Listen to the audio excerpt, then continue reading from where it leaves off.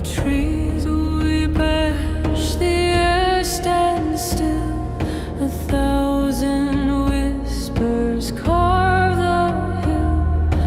Roots twist like serpents seeking prey.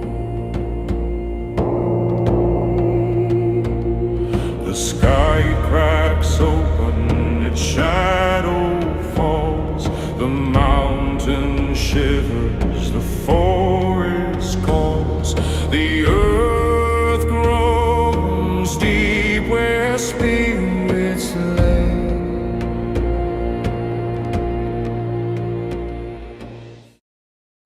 And now, Max Wrestling presents Promo Series 10, Endgame. Welcome to Promo Series 10 Endgame Night 2. I am your captain along with El Jefe Moses Marquez, and we are joined this time by the one and only Podcast Machine and one half of the new Tag Team Champions, the Podcast Machine, aka the Gimp, Mike Larkin. Gimp, hooray, man. Gimp, hooray. Let's go. And if you haven't watched Night 1 yet, obviously there will be spoilers, so maybe you should have watched that first. But on top of predicting Survivor Series, here's what's coming up on Night Deuce. Whole lot of it. Promo Climax 3 comes to an end as we determine the first ever international champion in the playoffs between the runners-up of Block A and the Butcher Block. The winners of both of those blocks will face off each other for the Unified Television and Wales Championship in Promo Climax Final. And then the third match is, of course, the winner stays on Gauntlet. We will see if Blade Rodriguez can keep it going against the mystery opponent. And also, tonight, the captain will preview what is to come in 2026 with, are you ready to guess it, a major announcement. So now is a great time to make Max Wrestling your new home for all things wrestling, especially going into 2026. And all you got to do is hit that like button and smash that subscribe button. For those that prefer the old-fashioned podcast, head on over to SoundCloud, Spotify, Apple Podcasts, wherever you should go, your podcast. And, of course, for a whole bunch of links and the place to go vote. Well, actually, no, there's no voting this week. But I guess to go watch the highlights from this week, head on over to the Beautiful If You're Done website, maxwrestling.weebly.com. No. My own saliva. There will be a vote. Both matches will have a 24-hour vote.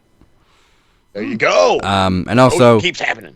Just for old time's sakes, because Mike's on the show, you can also find us on Cast Bizox. Cast Bizox, baby! Take Can't do it as loud as I used to because I'll hurt my voice. But Castbox, goddammit. Goddamn. I kind of wish Promo Series was sponsored by Dragon Energy, because that is really good. And make sure you check. We've been doing ghost runs forever. I mean, if we don't start getting this energy drink sponsorship around here, I don't know what's going on. I mean, it would make sense. I represent Dragon Club. It's called Dragon Energy, and it says the power is yours. The power is yours. And it's only 29p. Hell. Okay. Make sure you check out the official Max Wrestling post-show After Max. The QR code is on the screen right now. Scan and go after the show. It is hosted by Flex Murdoch, a.k.a. Corey, a.k.a. Cypher. You never know who's going to show up or what's going to go down because the end of the show is never the end. So once again, scan and go after the show. After the show. But there is a big show this week. Obviously, I talked a little bit about Full Gear on Night 1, which we just had last weekend. And now we got Survivor Series this weekend. We only have 4 matches because, of course, 2 of them are War Games. War Games! We now have all members, even if Brock Lesnar did fall on his ass. I can't stop replaying it in my head now. Ultimo Dragon, eat your heart out. Let's just put it out there. Ultimo Dragon, eat your heart out. I think the only person playing it off and not laughing was Bronson Reed. Yes. Yes, because he's a professional. He fell on his ass. I'm not bothered. All right. Fell on his fucking ass. Worse than the Shockmaster. All right, Brock Lesnar, the Shockmaster. The Brockmaster. The Brockmaster. Oh, my God. I can just hear Ric Flair going, oh, God. Oh, God. All right. We'll kick it off with the women's. I actually saw something last night where Punk thinks the women should main event, which, you know, good for you for supporting the women, but there was so much more star power in the men's. I'm sorry. Way too much. But there's plenty going on in the women's. I mean, we got some big names in there. We got Mami, of course. We got Miss War Games herself, Io Sky. Charlotte Flair, her first one. Yes. Wow. Becky Lynch is in there, and AJ Lee making her War Games debut. So, before we get into the positive, I got one little nitpick, and that's that Becky and AJ's additions to the match make no fucking sense. Mainly because of the way they did it. Like, they introduced AJ as the fifth member of the women's team first for absolutely no reason. So then you just knew that obviously Becky was going to jump her, but Becky immediately jumped her. So it's almost as if they knew, kayfabe-wise, the heels knew that the baby faces were going to add AJ. So they were like, hey, we'll get Becky, just on the off chance that AJ shows up. I think it would have made more sense to add Becky first, and then out comes AJ Lee. But, hey. Semantics. Yeah. Obviously, we all knew Charlotte was going to change her mind in the end and join the babyface team. Which, if, as we kept saying, they'd have booked this fucking thing more in advance, they could have stretched that out longer. Like, is Charlotte going to change her mind? But no, we had like 6 days. 5 days, something like that. And then, hey, she's on the team now. Okay, all's good. So what was the point? I think. Ask Uncle Paul. Again, we went down each fucking week, and we kept like repeating ourselves. It's not a Saturday night's main event. It's not some random throwaway PLE. This is one of your big five, one of the original big four. This is Survivor Series, the revamp of War Games, all this fun shit, hoopla, blah, blah, throw it into a bag and serve it up to somebody. This is a big deal. And 6 days build. 5-6 days build. Now, granted, yes, I'll take the 4 matches. You got 2 War Games matches and 2 other matches you actually had to build and create. You did okay with one and shit with the other. We won't get into it right now. But with the War Games matches, that should have been known at least those 2 in advance. At least minimum 2 weeks in advance. 2 weeks. 2 weeks ago, before fucking, Full Gear, I should have already known what the 2 War Games matches were. In full. Exactly. In full. But instead, we had Charlotte, I don't want to do this, on SmackDown. And then on the very next Raw, hey, she's back on the team. My thing too with it very was reminiscent to like Bianca and Bayley. Can they coexist, or can Becky and Charlotte coexist? Then the phone call happened with Becky and Charlotte. I think my only other nitpick was, look, I love Lash Legend. I think she's improved tremendously from then when 4 years ago she had that raggedy ass friggin' talk show, and then her and the Jakar Jackson and everything there. Like, she's vastly improved. But my thing was, I'm watching her and Nia Jax have this like mini feud on NXT, right? And then all of a sudden it's like, oh, I respect her because I wrestled her in NXT, so we're a team now. What? And I'm like, this literally came out of nowhere.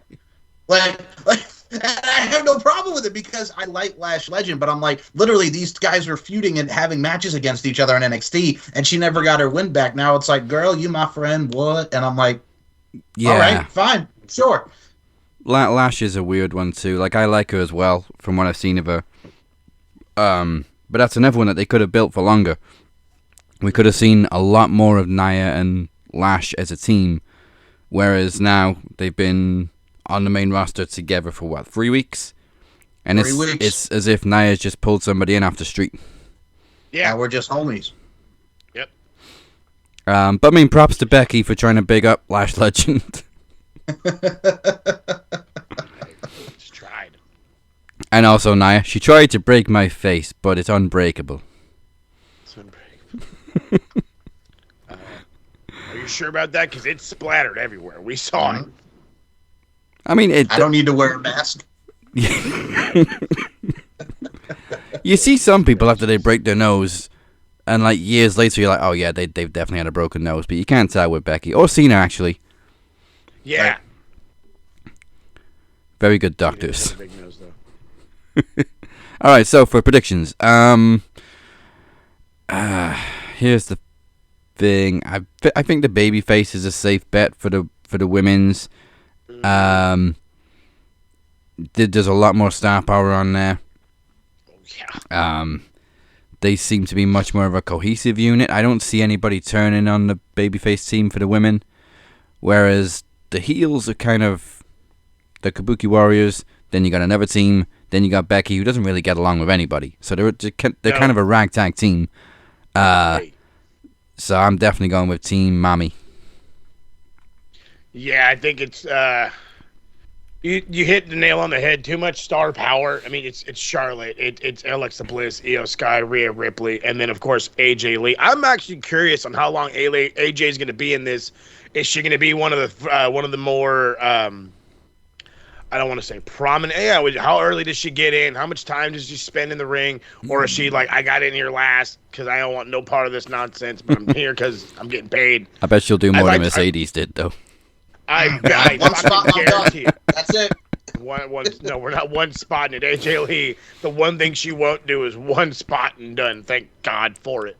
But yeah, there's no connectivity. There's no creativity. It is, as you said, a ragtag team on the other side. Mine it, you know what I mean? The Kabuki Warriors and their little beef with Io. And then you got Nia, who's got a beef with everybody, including Becky, who's on her team. So, I mean, it's an implosion waiting to happen. I think Becky might start the match for the heels, and then AJ comes in last. Smart.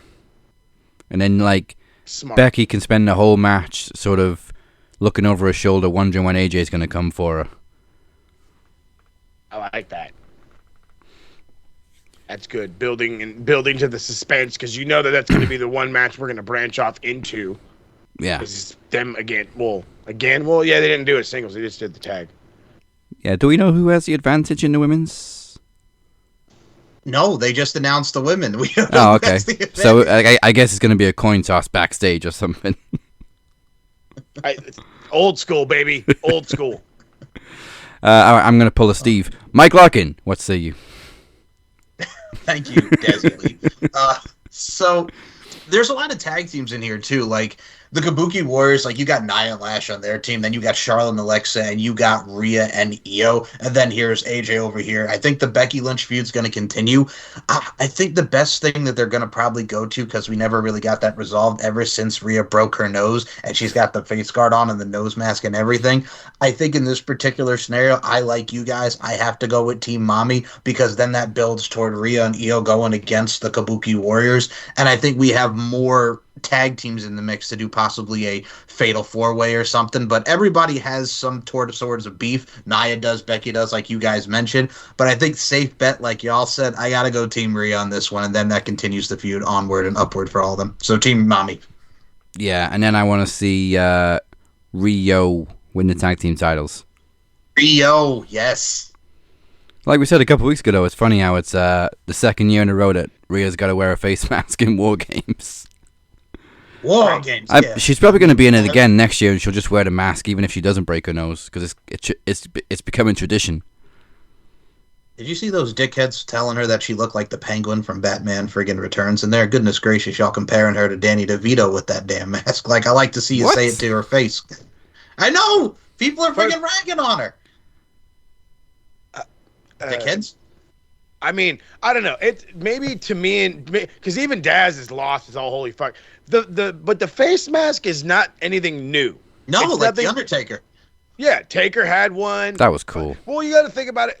Think about all the fucking sports outside of wrestling that, when they break their nose, guys wear masks. Look at how often we'd see fucking keepers wearing a mask after having a broken bone in their face, and they're in there playing, and it's like, okay, there's nothing that takes away from it. You want to call her the Penguin. Have you seen... First off, I've never wanted to have sex with the Penguin more in my whole fucking life. I tell you what. But, I mean, come on. People on the internet, I swear to God, will say anything for a pop. Mm-hmm. I mean, look at it like this. Tatum Paxley, before the look that she has now, when she broke her nose, she wore it. I mean, even if you look at someone who's a doctor now, Chris Nowinski, when he broke his nose, he used the nose guard as a weapon. It happens, folks. Yep. I'll show her my French flipper trick. Remember the great Cody Rhodes? Cody Rhodes, yes. I'm dashing Cody Rhodes. There you go. Hey.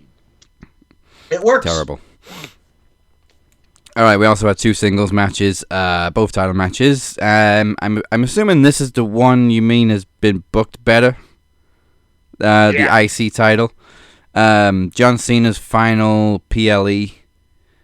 And as predicted, Dominic gets a rematch for the Intercontinental title.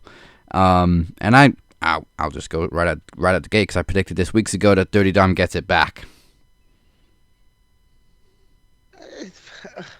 I so want to, because I'm like, I think last week you and I were like a little bit on that same page where I'm like, I get it, the fall of Cena can happen now, but I'm also at the point where it's like it's kind of obvious it's gonna be Gunther as his last opponent. You might as well make that one a title match as well, and give the belt off to Gunther again. That was my alternative. Too much of an issue. That's true. I don't have too much of an issue with this happening. Like if Dom wins it now, I don't have a problem with it. Especially because he's from San Diego, he's in San Diego. You know, like all the things are adding up. You know what I mean? But then again, if you look at WWE's record compared to all the other fucking wrestling companies, your hometown means you lose in this company. And yes, it's Dirty Dom and all that other shit. But I say the same shit each and every year. Well, it's Rey Mysterio, right? He can't lose in San Diego. He would always lose in San Diego. Always. Actually, always. You just reminded me how I talked myself out of it, actually, because I don't see Cena losing his last two matches back to back. So he has to win this one and then drop in his last match ever. So yeah, I'll go with Cena to retain. All signs point to Gunther. So yeah, let Cena retain. It's okay. Dom's in town. He'll go get some tacos. He'll go get a few drinks. He'll forget about it in the morning. And chicken tendies. Oh, the tendies. Chicken tendy tacos. Now, you see, y'all are persuading me to go towards the Cena route, but you know what? I think I'm going to go the Dirty Dom route just because him holding that AAA Mega Championship, and I think there could be a nice feud with Dom and Ray, either for the Mega title or the Intercontinental title, and I think that would be cool. But I also look at it from a stance like this. I mean, I kind of fantasy booked like Cena's last match where I'm like, okay, I think it's going to come down to Jay and Gunther, and what I would do is, if it's not Gunther, I would like it to be Jay because of the start of the year. He eliminated him in the Royal Rumble, and there's always been like that little thing too, and they had the tag match at Money in the Bank. But I'm also kind of curious, like I would love to see like a Jay heel turn and then just attack Cena after he beats him, and instead of doing the yeet, he gives the finger to the crowd. If you really want to give heel heat for Jay, that's something right there. But I like the thing of Gunther and Cena just because it's Gunther. He's back to the old Walter music that we saw from NXT UK, which is awesome. But man, I think just because I'm going to go safe bet and it doesn't hurt John either way, this is how John's been doing it. I mean, he lost to Brock Lesnar at WrestlePalooza. I wouldn't have done that, but hey, that's the whole John call, which I understand because Brock's going to be around more. Yay. Mm-hmm. But in this scenario, I got to go Dom. I'm going to go Dirty Dom. I'm going to go different from y'all, and I'm going to say Dirty Dom. The hometown kid wins it. Mm-hmm. Yeah, I really wish that they'd have kept it more under wraps about Gunther, because we all heard weeks ago that Gunther was going to be Cena's final opponent, and then they set up the tournament. So now a lot of people are turning on Gunther purely because they already heard that he was going to win, and they're probably thinking, what's the point in the tournament? Whereas I think if we had no knowledge prior to the tournament being announced of who Cena's final opponent was probably going to be, a lot of people would have been like, hey, Gunther would be a good match for Cena. My thing is, you have a story there. Like, Gunther retired Goldberg, Gunther retires Cena, and then everybody wants to see that Gunther-Brock match, and then you just have Gunther attack Brock and just beat the holy snot out of him like he does Goldberg and Cena. So, I mean, you do have a story there, going back to the old school Ring General stuff. I can see Gunther and Brock coming face-to-face in the Rumble. Oh, yeah. And maybe another, who's this motherfucker moment. Oh, yeah. That'd be great. I love that. Let's get me one of those moments again. But no, to continue on with it, the people on the internet that are getting mad at what they already read and all that other shit, then stay off the internet. Yep. Stay off the internet. Stay off the fucking media board. Stay out of the fucking wrestling groups. Stay out of it. Like, that's what the issue is. Because maybe you're not looking for it exactly because of the way fucking social media and algorithms, and we can get into that whole thing on a different day. But that doesn't mean you need to absorb it and make it for what it is. You can see it and be like, well, maybe. You don't have to make it concrete in your mind. You are the ones that have said, well, that they've said it. Sportskeeda or what's Sports the other Illustrated really says one? it. There it is. And how often is Sports? Thank you. Sports, and it's again for us Americans. You hear Sports Illustrated, you're like, they'd never be wrong. In wrestling, they're more wrong than right. They're so wrong than right. It's terrible. Even ESPN But are wrong, and they you fucking jump to air the- wrestling.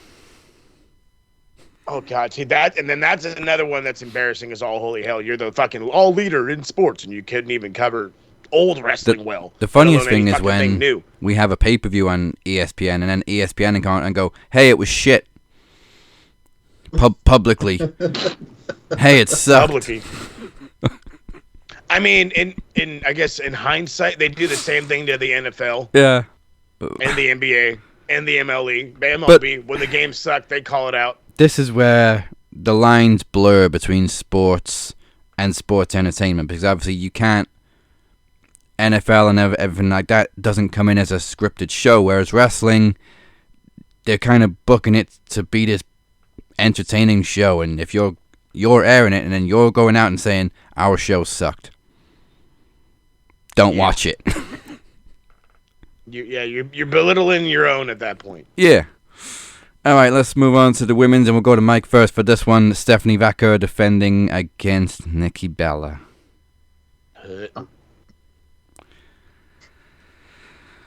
Isn't she from here too? No, she's from Phoenix, but I think Was she Thank not born God. in San Diego? I think she was born in San Diego. Yes, Ah. yes, she was born in San Diego. That's a whale's vagina. Okay, so I know, man. To quote the great movie Notorious, my balls itch and I don't even have crabs. Like a bad crab that makes my dick itch. Nikki Bella is going for the women's championship in 2025. With this scenario, it reminds me of 2018 vibes, and we've even said this on the show back in the day, both of you gentlemen. It was like when she attacked Ronda, and I'm like, oh God, they're going to do her and Ronda for the women's championship. And then the matchup turns out to be not so bad. Yeah. I already saw some dog shit with her and Becky Lynch this year. I never want to ever see that match again with what we saw back in Saudi. But this particular scenario, she's working with Stephanie Vaquer. Nikki Bella does not need to be in the position where she wins the women's championship in 2025. We still got the Liv Morgan feud that we never got to because Liv got hurt on the back nine, so we could go back to that. But that match does not need a championship. So with this, and we've seen the rumors online that apparently they want to have either Rhea Ripley, which yes please, or Becky Lynch challenge Vaquer for the title at WrestleMania. I think those are the rumors of who they want to see Stephanie face. So with that, Nikki Bella, who's a disgrace, could go bye like an NSYNC track back in 2000. Let's go Stephanie Vaquer. Boom. Give me either of those matches, yeah. Oh, yeah. But, yeah, Vaquer all day over Nikki Bella. This is just Nikki Bella needs to put over the younger talent. They needed a heel, so I got to go Stephanie Vaquer and her bootiness. Yeah. Yeah, I'm glad you brought up the match with Ronda because it was a surprisingly very good match. Considering a lot of people don't hold either one of them in very high esteem in terms of ring work, but it was a great match. I think it would have been worse if Nikki had won, but it was a good match. Probably mainly because Ronda won. Mainly. But yeah. Did you see the IWC as well? I don't mean to cut. I'm sorry for cutting you off, Daz, but I had to mention this since you mentioned IWC on Rhea. Did you see these IWC diphthongs are over there with the discourse on Twitter talking about, well, because that was when Nikki attacked Stephanie Vaquer on Raw, and you see when she came out and she didn't even get a reaction, and the only reason why she's over is because of her butt and her booty and the move, and it's like, no, you dickheads. Like, she's over because she's learning the English language, she's better on the promo side. Very well. Oh, yeah. But she can work. Hey, she gets a resounding pop. What the fuck are you talking about? Oh, these people. She got over because she went out there with Mercedes Moné, a veteran, and outperformed the shit out of her. And WWE were like, holy shit, we need to sign her quick. That's why she got over. These fucking diphthongs. Like, she's only over because of her booty. I'm like, shut up. Shut up. First, to counter that thing, nobody said anything about that when that was Liv. Nobody said anything about that when that was a plethora of other ladies where all they had to go off of was their fucking looks. They didn't have a background. They could maybe tell a story in the ring, but it wouldn't be a very good one. Maybe they could go for 5 or 6 minutes, but they couldn't go 12, 13, 14, 20 like Stephanie does. Is it an added bonus that she's drop dead gorgeous? Abso-fucking-lutely. But the fact of the matter is she got over from wrestling. Mm-hmm. She got over from wrestling in AEW to wrestling in NXT to now wrestling here. If the only thing you're paying attention to is her looks, it just shows that you're still watching her matches. You're just only paying attention to how she looks and how her matches look. But the rest of us see it. And to wrap all that in, I would love it.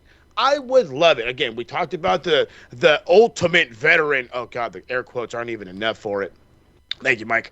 Of Mercedes Moné and how she absolutely dog-walked her, outshined her, if you like, to the fullest of the capacity. You think you could hang, you had no idea.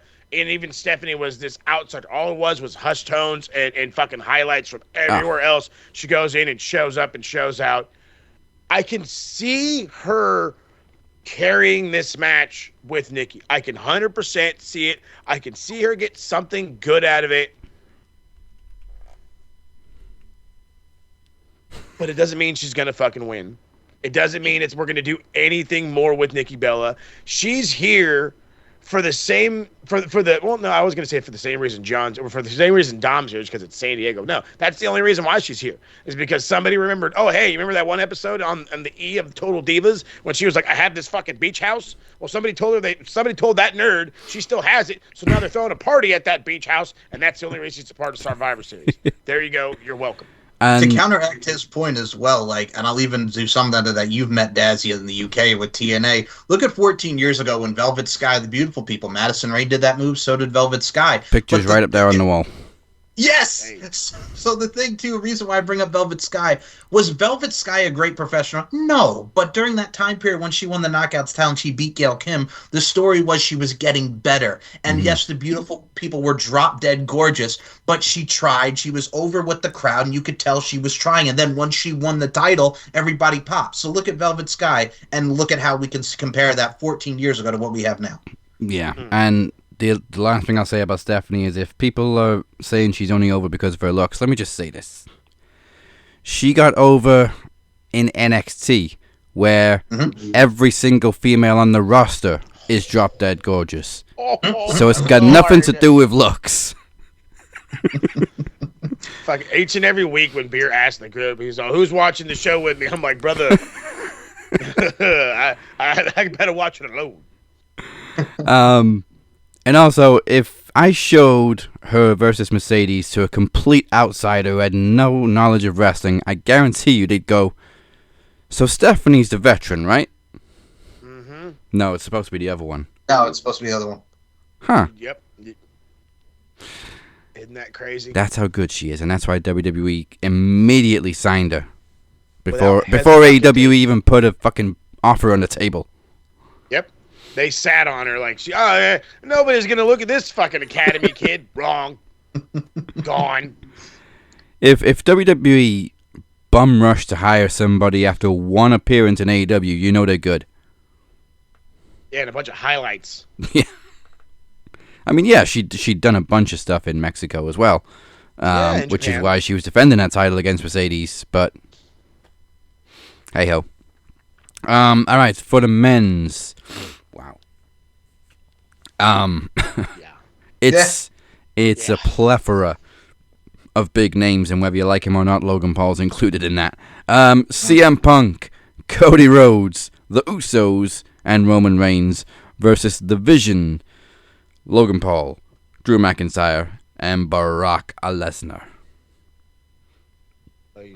This, I think, is easily the most star-studded men's war games we've had in the WWE era. Yeah. I'm really trying to think of a better one, and the answer to that is I don't have one. This has to be the most amount of star power in one at once. If I was to compare this War Games to a Royal Rumble, it would be the 2002 Royal Rumble. Ooh, there you go. Where you had Austin, Triple H, Angle, Jericho, Taker, all of them were in there. Yep. So for this one, I gotta go with the villains. It may be too predictable for Jay to turn, but I don't know. There's gotta be something that goes down because it seems too good to be true that you've got the original Bloodline teaming up with the two current world champions and there being no beef. No beef. No beef. And then on the other side, you got Brock Lesnar making his War Games debut. After tearing his pants. Yep. And falling on his ass. So yeah, I'm going to go with the villains. Whether that includes Jay turning on somebody or not, I don't know. But I will say, hopefully, if Punk and Roman are left in the cage together again, maybe they get along better than last year. You bring that up because I'm in the same boat with you. Jay is bound to turn. Like the turn has been inkling. Is that a word I want to use? I don't know. It's been on the cusp of happening for weeks now, months even. It's just you can tell he's getting ready to snap. Yeah. And Roman's bringing up the whole "this is my family" thing or whatever, and like Punk and Cody are just like, "Cool, we're family." I guess Roman's Vin Diesel at this point. He really is. He truly is. Everybody's family. Your family. Come over for the fucking barbecue and shit. I wonder who's gonna make the Rock's joke. It's got to be like Jimmy or something making dumb. No, it's got to be Cody. Cody probably making all the dumb jokes. Anyway, to be the old school, like, oh, look at the card or whatever. Regardless of his incident on Monday, as hilarious and as it is, and as much as I want to make it like a screensaver on my fucking computer, it's still at the end of the day Brock Lesnar. And it's not the Brock Lesnar that we're currently trying to make fun of. It's the Brock Lesnar that destroyed John Cena again. It's the Brock Lesnar that, despite what's going on in the real world, is still absolutely fucking massive and willing to kick the shit out of everyone. And he gets a nice, big, strong Scottish partner with him. So that's going to be fucking mad helpful. Logan Paul's just going to be in the goddamn way. And then if we already don't have plenty of meat, you got the Bronze in there. So, I mean, it's a hefty boys against the not so hefty boys. And again, you throw in the turn and you throw in the fact of what do the baby faces really have to gain out of this? The answer is nothing. However, the vision can grow immensely by looking powerful in this. Drew McIntyre could get a push by looking strong in this. Logan Paul could get something out of it, and heaven knows he needs anything at this fucking point. Anything. This guy is officially floundering in the deep sea, and nobody wants to save him. I'm not throwing him a fucking life vest. Somebody else can. And then you got Brock Lesnar, who's got to get some positive light on him. Again, I'm going to keep talking about Monday. After Monday and after everything else, this guy gets weekly slack from me and almost every other fucking podcaster out there because of what files he's in, not the Epstein files, but those other ones. And we're trying to put him in the fucking limelight. Well, the McMahon files. They did put him in the limelight. The Vince files. There you go. I like it. So yeah, I'm with you. I'm going with Team Vision. I'm hoping, again, this is where I'm leaning towards this. I want this to be the Braun and Braun show. Make this the Braun and Braun show. Give these guys that fucking avenue now. Now. Yeah, the division side is all meat and Logan. Hey, fucking Logan. Mike, who you got? I too am going to go with Team Vision. I'm going to go with the heels. There was rumor and innuendo online as well, and again, take it with a grain of salt, that they want to do CM Punk and Logan Paul at Saturday night's main event for the WWE title. That was the rumor. So I think something's going to happen where there's going to be a schmaz. And I think Cody and Drew, you have to continue to the Rumble to finish that feud off. First of all, Roman Reigns is a liar, by the way, because he wrestled Bronson Reed in Australia, and he's so pissed. He's like, I don't even want to see y'all till Christmas. Well, let me tell you something, son of a bitch. Let me tell you something, bitch, to quote our favorite doctor, Amir Blackman Costello. It's Thanksgiving. It ain't even Christmas, so you liar. Anyway, I digress. But I think they had a family barbecue. They had a family barbecue. Yes. I think somehow, some way, it's going to be a schmaz where Logan Paul winds up hitting that right hand. I mean, he came back, CM Punk's like, oh, God, not this guy. Punk's pinned him in the chamber. We've seen that interaction there to lead to Saturday night's main event. So I'm going to go with Team Vision and Logan Paul, that dickhead, which he is, even though he's a dickhead, but he's very good at what he does. I got to say he pins Punk, and then we get Team Vision for the win. So Team Vision. Yeah, when you said he was floundering, I'm glad you didn't say he's lost in the woods, because let's not go down that road. Oh, God, no. Not the woods. He's still banned from Japan. Fucking Dominic Mysterio. Can you go to Japan? Or? This guy. I will say this. I was going to say he was going to get on his way back to Bizarre Bark for any Disney Channel fans out there. Good Lord. Oh, God. Going all the way fucking back. Yeah. I love it. Yes, I can go to Japan. I'm just asking, dude. Just asking. I'm just asking these questions. You're not just asking, Dom. You know exactly what you're doing, you cheeky little fuck. Love you for it. All right, ladies and gentlemen, now it's time to crown a new television champion. The runners-up of Block A and the Butcher Block are about to face off against one another in a public vote. You will have just 24 hours to decide the winner, and it's time to go live. It's the captain. It's Rodney Slabbovitch. TV title. Ha-ha!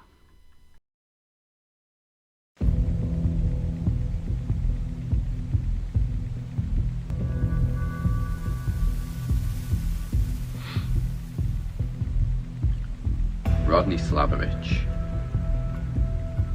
You standing across from me in the finals of this tournament might be the funniest joke you've ever told with that ridiculous hyena wine-tasting laugh of yours.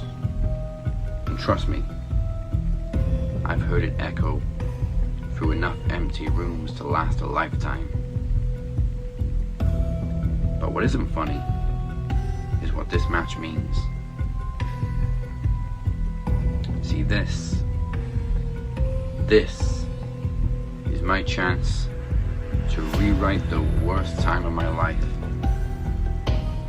12 months ago, I lost everything I built, everything I loved, everything I was.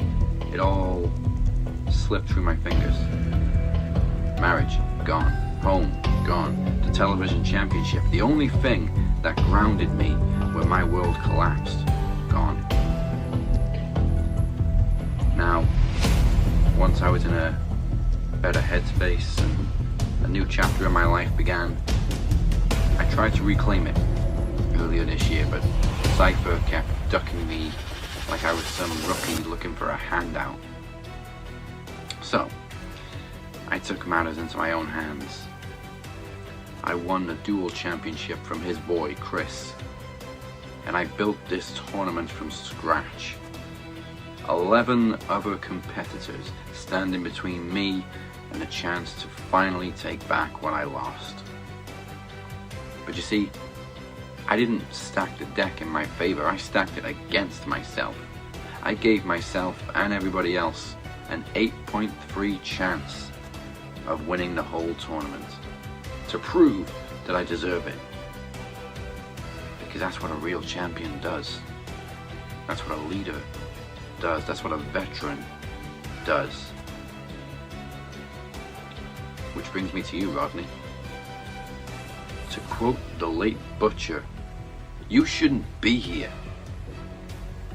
You came into Max Wrestling almost 2 years ago as an advocate for charisma. And where's charisma now?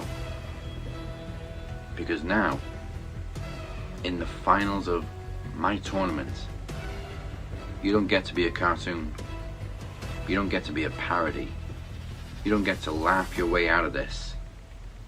Because deep down, under the suits and the master's degree and the maniacal chuckle, you know exactly what Rodney Slabbovitch is. A glorified manager who stumbled into the deep end, far from the leagues of A.T. Rustler or the Kingpin.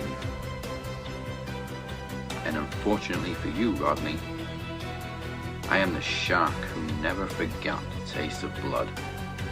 And I will walk out of this match the three-time television champion, not because destiny demands it, but because I do. I'm not just fighting for a belt. I'm fighting to erase last November out of my life. To rebuild everything that broke. To take back the only thing that kept me breathing when everything else drowned me. Rodney, you can laugh. Laugh until your ribs hurt. Laugh until you can't breathe. But you won't be laughing when you look into my eyes and see a man with nothing left to lose. And everything left to reclaim. The television championship is coming home. Back where it belongs. Back around my waist. And after I beat you, Rodney Slabbovitch, aha! The only thing you'll be managing is the sound of that laugh dying in your throat. I am the past. I am the present. I am the end of this tournament. And I will be the undisputed television champion.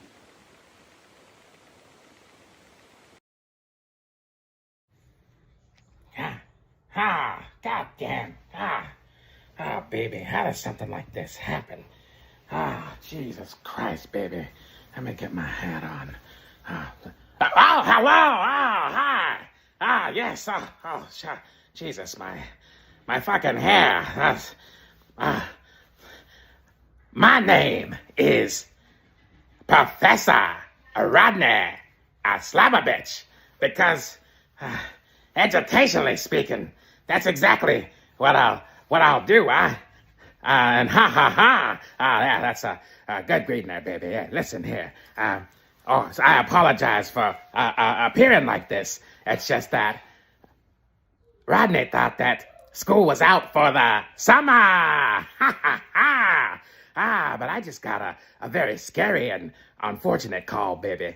They said that when I left the university, that I forgot that there was one child left in detention. I mean, one child left. Who could it possibly be? So I said, well, baby, is it Rodney's fault that somebody got locked inside? And they said yes. And I said, well, then who the fuck is it? And they said that I locked in the class clown. I'm like, oh, the class clown? Well, maybe I should go back and let him out of the classroom as a nice gesture. You see what I did there, baby? Yes. So, even though I thought that school was out for the summer, imagine my surprise that here I am again to present to you as Professor Rodney Slabbovitch, because a captain was left inside the classroom. And here's the thing about the captain. He's a smart guy, but he had to serve some time, baby, because, he was in the back of the class, and he was making some jokes, and he was causing a big ruckus for Professor Rodney Slabbovitch. Yeah, making it hard for me to get some teaching done, to teach a lesson to all the motherfuckers in detention. Yeah. So, but he, Rodney struggled with the captain being there. Yeah, baby, his presence was difficult. But you know what?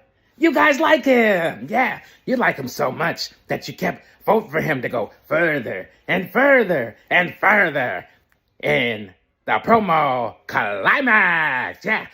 And so now he gets to compete for some championship that has something to do with television, baby. Oh, yeah, it has to be fantastic. It's probably amazing.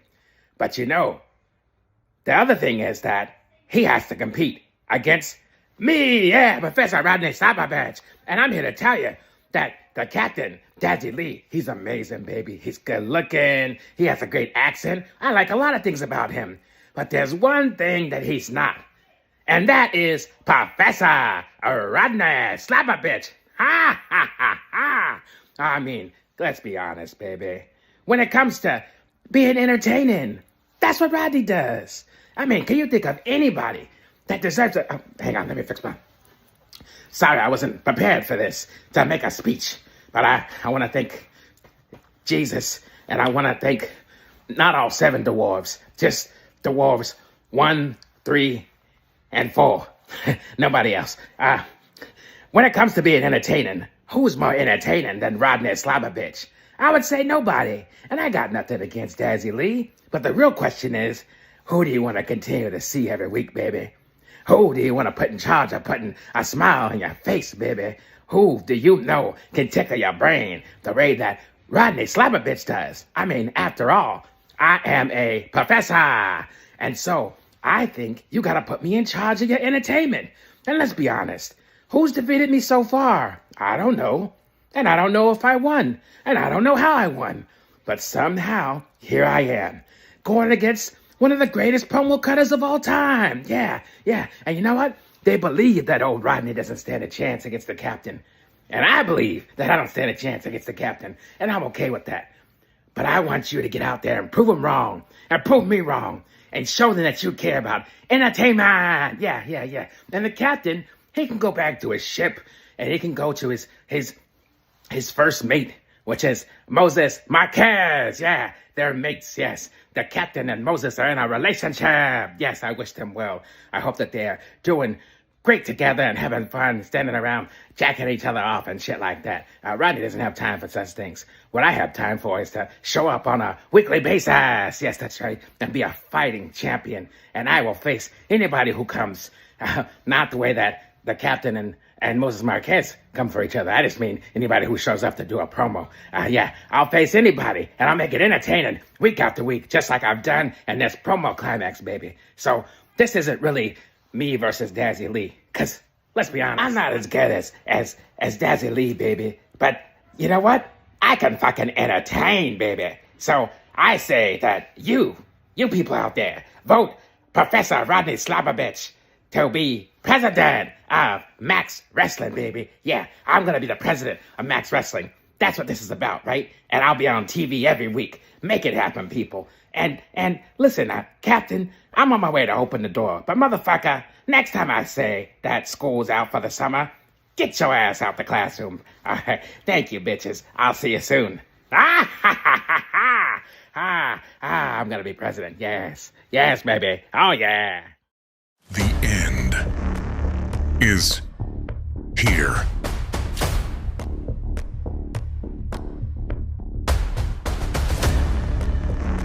Max Wrestling presents Promo Get On, Friday, December 26th.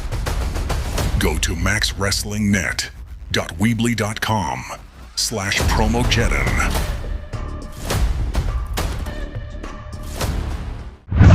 Welcome back to Promo Series Night 2. I am the Captain, he is El Jefe, and we are also joined by Mike Larkin. Speak his name and he appears. Once again, make sure you drop a people's elbow on the like button and a 5-knuckle shuffle on the subscribe button. Follow us on all podcast platforms and social media at Max Wrestling UK, and make sure you visit maxwrestlingnet.weebly.com. Now, in case you missed the 2026 announcement on Night 1, or you just want to see it again because it was very cool, here is the big changes coming to Max Wrestling next year.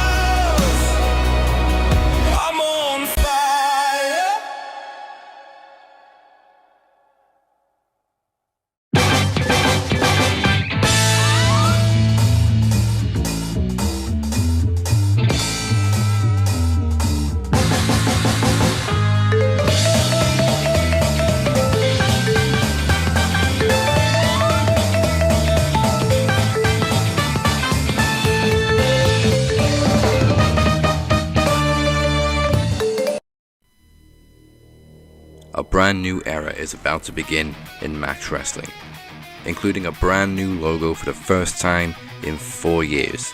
Bold, fresh, and built for the future. But that's just a start. Experience state-of-the-art graphics that bring every moment to life like never before. Feel the energy of our brand new theme song, Burn It Down, by of course Captain's Revenge, created to drive the action and amplify the excitement.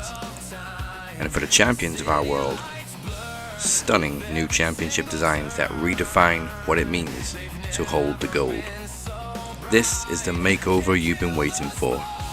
A new look, a new sound, a new standard.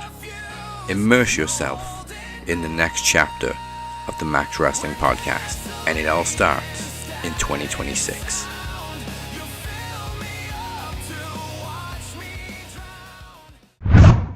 Alright, let's find out the answers to 2 questions. First of all, well, actually, no, we do know the third challenger. It is Rodney Slabbovitch. The second question is, who is walking away from Promo Series as the interim Knowledge Champion? As you heard on night 1, Teddy P is AWOL. So, we are going to use this gauntlet to crown an interim Knowledge Champion. We're pulling a TK. And when Teddy returns, we will have to have another match to determine the Undisputed Knowledge Champion. So, on night 2, Blade Rodriguez came away with the most points, so it is him going up against Rodney Slabbovitch in stage 3. Let's see how it goes. Question 1. Who was the first victim of The Undertaker's WrestleMania streak? The first victim of The Undertaker! I mean, I don't know, baby. I'm going to assume that the victim was Jonathan Beveridge! Ha ha ha! Ah, Jonathan, your name sucks, baby. Question 2. Who was the longest reigning Divas champion? Okay. The longest reigning Divas champion. I can tell you with certainty. Yeah, baby, certainty. I don't fucking know, but I assume. Let's see. I assume it's gotta be Michelle McCool. Yeah, because she's the wife of The Undertaker, the same person who defeated Jonathan Beveridge at WrestleMania. I have a question for you, Dazzy Lee. Why did they name your friend Jonathan? Annoyingly, it was Nikki Bella. And pass on why he's called Jonathan, because he's older than me, so I don't know. Question 3. Following the split from the NWA, who was the first TNA World Champion in 2007? TNA. I'm familiar with this. Yeah, TNA. Yeah, baby, that's what I get. Total, non-stop ass. Yeah! But the first champion, I mean, let's be honest. Rodney Slabbovitch has got to be the first champion of total non-stop ass. So many cheeks, baby.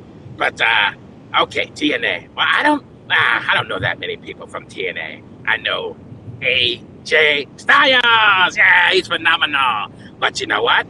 I don't even know if he was there at that time. He may have been too young in his career. I know at some point Hulk Hogan came in. Yeah, let me tell you something, brother. But let's see. Early days of TNA.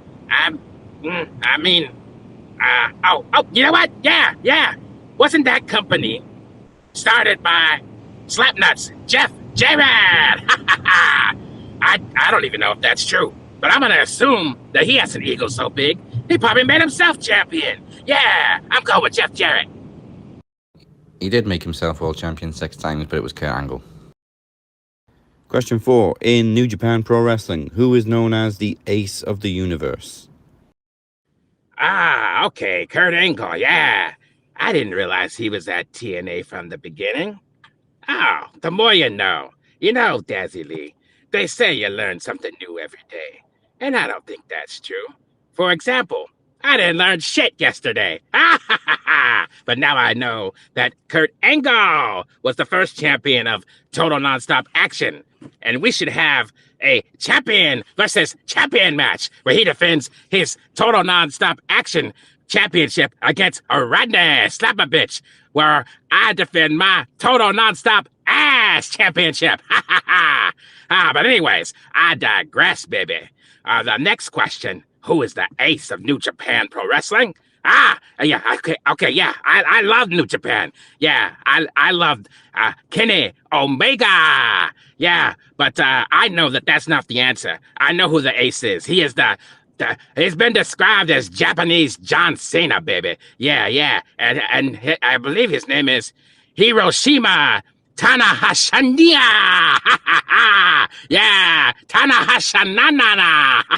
Yeah, baby. You know what I'm trying to say. In TNA, Bobby Roode and James Storm were known as what tag team?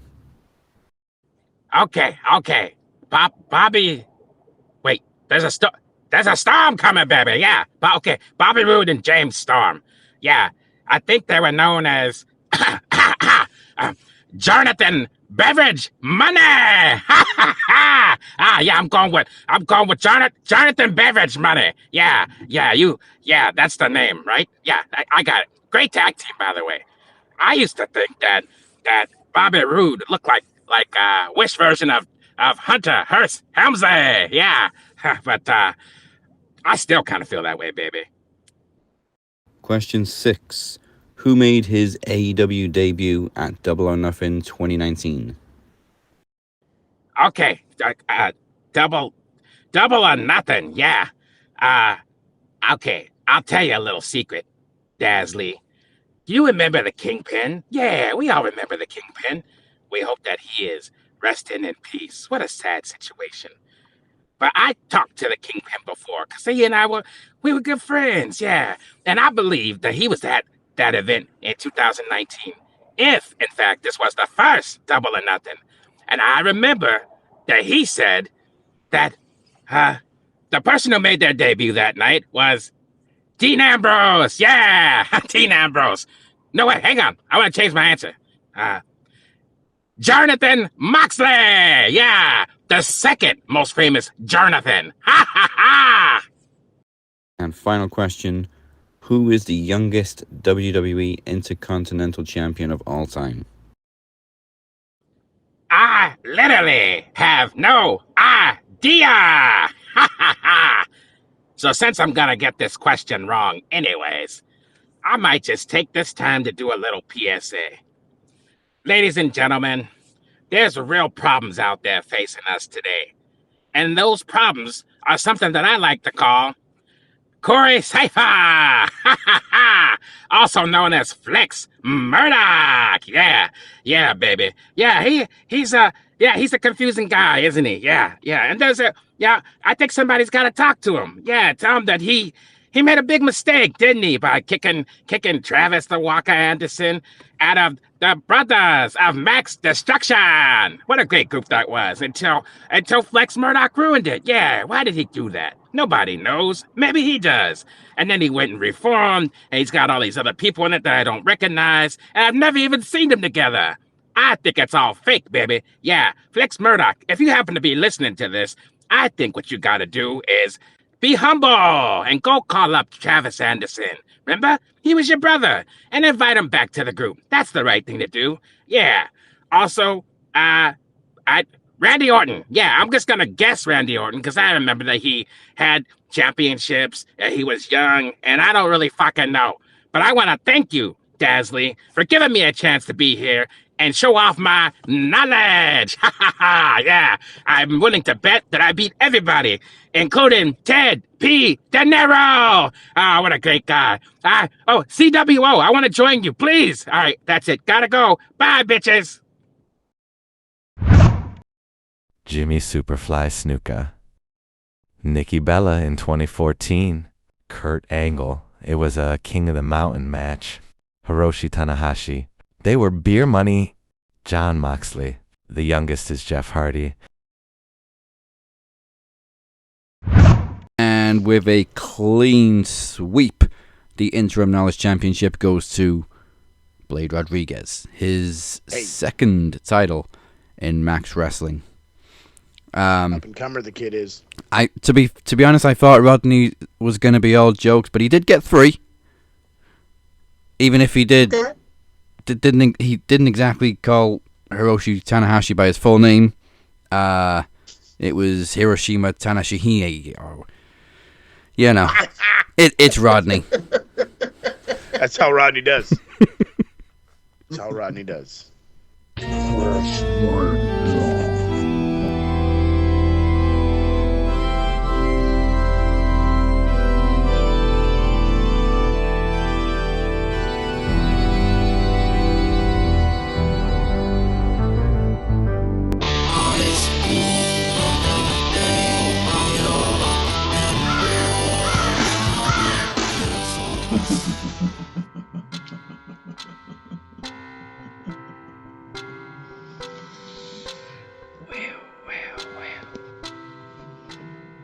Hello, mortals. Moses Marquez, you disgrace of a human being. You tried to interfere with a match that had nothing to do with you. And ironically, you lost. We predicted that. You was never winning. That battle was lost before you even interfered with it. Waste of time. Waste of our energy. Unworthy mortals who do not deserve our time or our presence. Cypher, I give you this. You had anger, but it wasn't enough. Like you mortals keep forgetting, focusing on Nicola. But also we are very much aware that you think it annoys us. But your naivety and foolishness just proves humans are stupid. I am not from this world. I picked Nicola as my vessel. There were thousands of others, but she was worthy.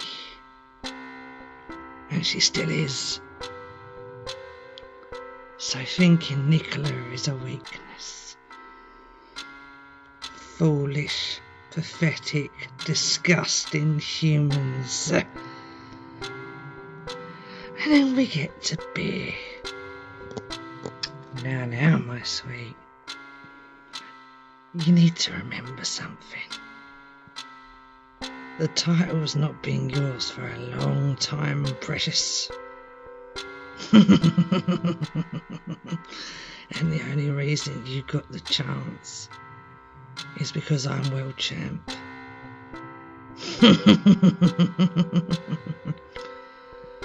Your end is coming, Mr. Bear. It's not going to be pretty. You're going to suffer at my hand, and I will walk away on Boxing Day or the 26th of December with that title still with the CWO, still under the control of the demons. Watch and wait, mortal, because I'm coming, and you are just another mortal in my way. Time is ticking.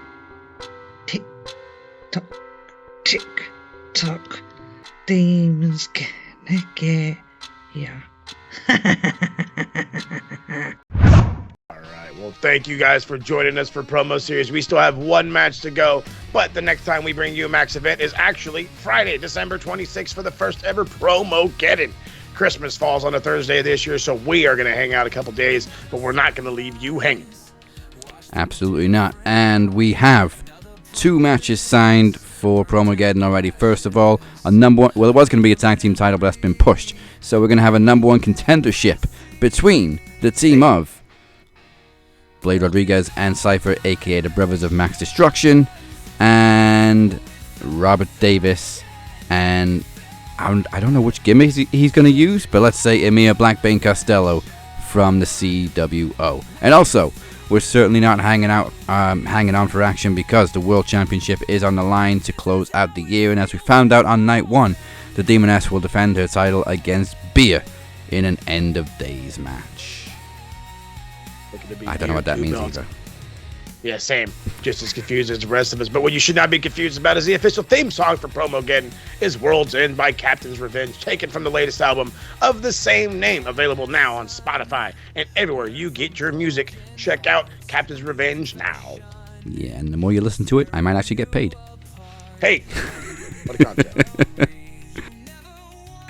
Alright, before we get onto the boards, which is always fun every single week, let's bring you the second of 2 promo bouts for night 2. It is the final of the promo climax, and you know what, I just gotta say, it's been fun. Yeah, we were very skeptical about bringing back the climax. It was the first time we'd done it in for what did I say, 4 or 5 years? 4 years, I think. 4 or 5, yeah.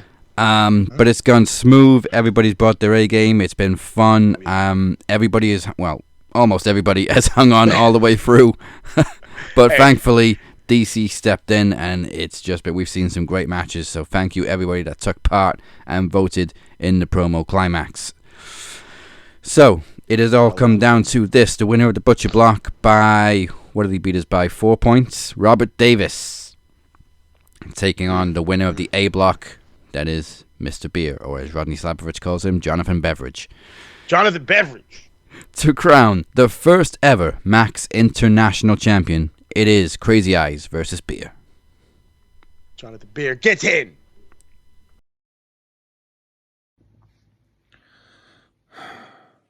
Here we are again, eh? Another semi-final. One giant step to the final, 2 steps away from yet again becoming a champion. Now, during my time I've been back on this incredible pod that we've got, I think I've held about 60% or 70% of my time as a champion. Let's go back to my amazing resume. I won the tag titles with Mr. Marquez. I had to beat my own best friend, and why I am in the same room right now where I made him tap. I beat Corey to become Beer Dussenshire, the greatest double champion in history. My records are endless. My status in this business, in this sport, and in this podcast is legendary. I dare anyone to tell me different. And that brings me to Mr. Rob Davis. See, Rob, I like you, bud. I really do. I enjoy the TSK reviews every time I watch you and Harold and DC, Mo, and occasionally Mike. But this is nothing personal. Nothing. It's just business. When championship gold is around, I will do whatever it takes. Now, you probably look at me and think, this is a walk in the park, piece of piss. Walk through this fool, and you think that you're going to walk through me, but you got another thing coming. You are going to have to put me down until I can't breathe. If people think they're going to waltz all over me and think that they're going to take every possibility of taking another title.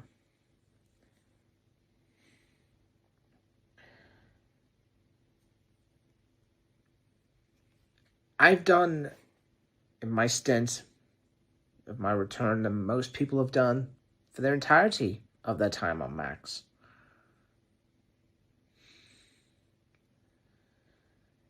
And I know in my triple threat match I have with Corey and Mo, I will become world champion again. and I'm going to shove it in everybody's faces, which is what I tend to like doing, and I like winning.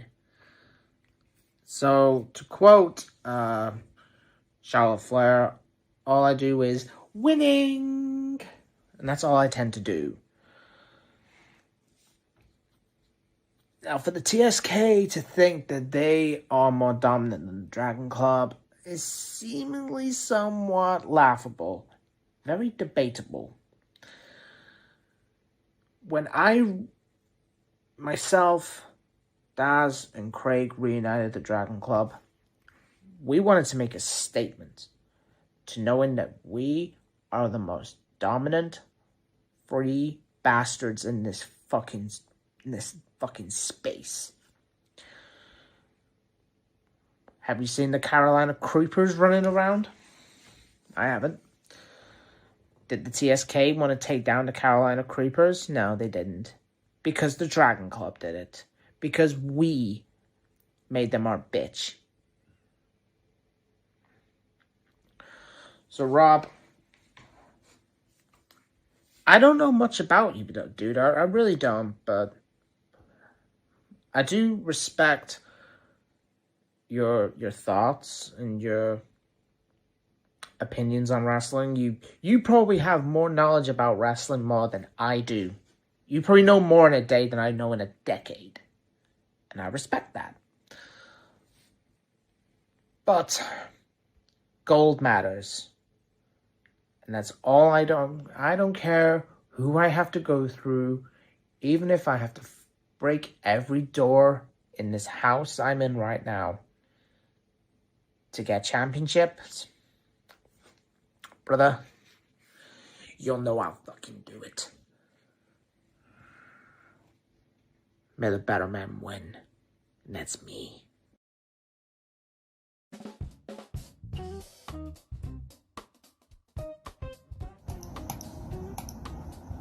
Oh, hey, John.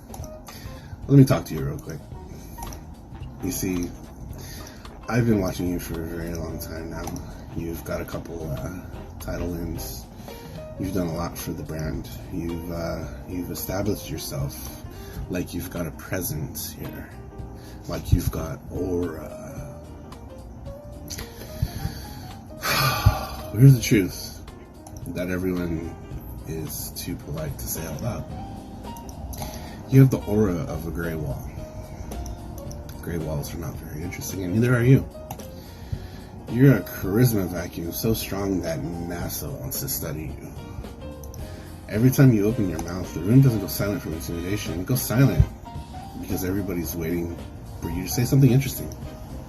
Nothing that comes out of your pie hole is ever interesting or good. That's probably why Blade falls asleep during his promos, because he's waiting for you to say something remotely good. And what I don't understand is how you were a multi-time champion. I really don't. But then, I'm looking at the stats and I'm crunching the numbers and I'm working the formulas, and then it hit me. You only held those titles because I wasn't here. Simple as that. I had to go away in order for you to be relevant.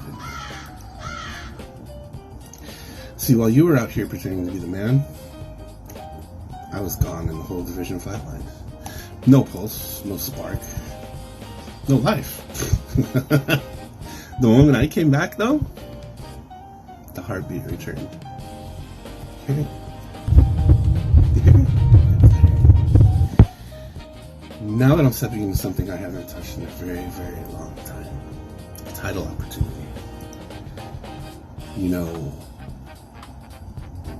I was going to go down as the greatest to never win a title.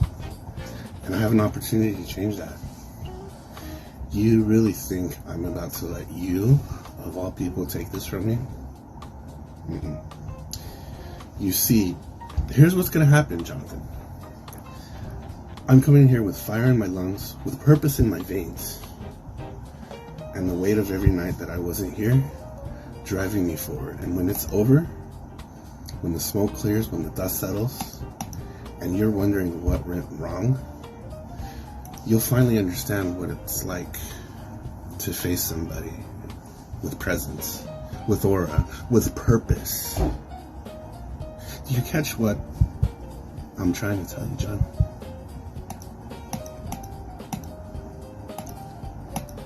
I will become the first Max Wrestling International Champion. Not might, not maybe, will. And Jonathan Beer, Jonathan Beverage, there is absolutely nothing you can do to stop me.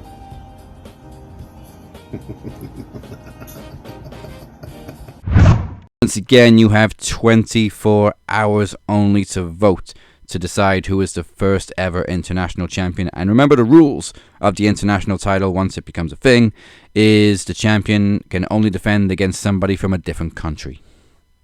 Mm-hmm. Which is why this final is perfect. Yeah, it does. Yep. U.S. versus the U.K. Wales versus America. God, it's not footy.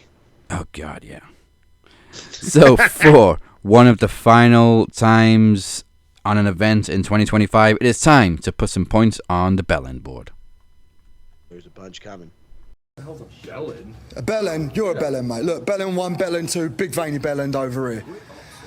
So, usually when we have a guest, we like them to go first. So, Mike, do you have any names to put on the bell-end board? I'll give 40 to the IWC for their negative comments towards the one and only Rhea Ripley and Miss Stephanie Vaquer. So 40 goes to the IWC. Love it. I'll give 10 just for bro. Here's what we're gonna do once more, Vince Russo. So he was in an interview with Ariel Helwani, and he was talking about, bro, I have never seen such work ethic since Vince McMahon, since I've worked with Violent J on Juggalo Championship Wrestling. We get along with everybody here, bro. It's like I was working back in the WWF, back in the work ethic I've seen of Vince McMahon, but now we got Violent J. And I'm just like, the reason I put a bell in there is to try to compare Violent J to Vince McMahon as far as work ethic. And I'm not denying that the ICP down with the clowns are doing their thing and work hard with the Juggalo Championship Wrestling vibes here, man. But my thing, too, is comparing him to Vince McMahon. I mean, say what you will about the man, and we cannot stand the man, the biggest bellend that there is. But Violent J with this company, and much, I love Juggalo Championship Wrestling, the wrestling fans. I mean, you look at it from its inception when you had Trent Acid, God rest his soul, as the inaugural JCW heavyweight champion, and you had a lot of wrestling legends that have been in Juggalo Championship Wrestling. But that one kind of like irked me because it's starting to go back to, you know, this is what wrestling should be, bro. We got cocaine, snorting cocaine and getting fired in the bathroom, bro. You know what I'm saying, bro? So it's stuff like that. He said. He said, bring it back to the days when wrestling was good, bro. None of that mamby-pamby stuff. None of these sissy Marys going out there cutting emotional promos. Bro, who gives a shit about your story, bro? So it's one of those things, yeah. So I got to give Vince Russo 10 just for that and the comparison and just all alone, you know. We got to get wrestling back to its glory days, bro. I've never seen back to doing lines. Anybody who worked so much in wrestling hate the concept of wrestling so much. Seriously. I'll even add an extra 20 to Bret Hart for saying Vince McMahon and Shawn Michaels were gay lovers back in the day, just because Bret's been talking some shit this week. Bret's on a bitter tour. Like, he even said in the same interview, like, MJF, I don't even know who that is. See how much as I watch it. I'm like, Bret, like, you and MJF and AEW, like, early stages. Hello, Bret. Hello. You were there, bud. And I think I have a few, so there was another one I have to give. I gotta give 20 to Hook just because of that goddamn theme song that just sucks so bad. It's so bad. That's why. Hook's theme song gets 20. All right, I got this to look forward to because I haven't seen Dynamite yet. Oh my god. It's fucking trash. Mo, you want to take it away and then I'll join you because it's bad. Yeah. So. I'm a sucker for old Blue Eyes. I am, okay? I'm a sucker for old Blue Eyes, but I don't understand how you try to put him in a wrestling theme with the weird background music. It's not Bronson Reed, or not. It's not Action Bronson by any means. I'll take that over this fucking any day of the week. It's hot. It's just hot trash. It's hot trash. But if I want to add some points to the board, I want to go right to TK. I got to give points to TK. We didn't do it on the TSK review, by the way, which, by the way, I got some other points coming that have nothing to do with wrestling, just off those fucking reviews, by the by. But TK's getting 50. Dude, almost 5 hour shows. You gotta fucking chill, man. You've gotta chill. I cannot do 4+. Like, I'm sure there's gonna be some dads or there's gonna be just some older dudes that are kind of on my level.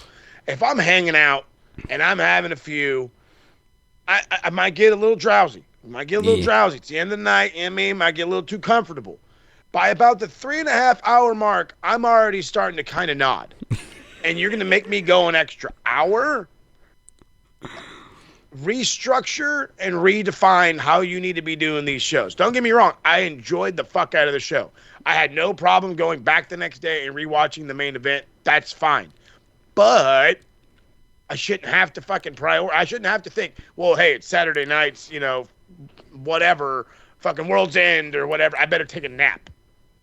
No, I shouldn't have to fucking worry about taking a nap, TK. Come on now. So 50 points is big, TK. I'm going to nap before Survivor Series on Saturday. Hey, you tell me.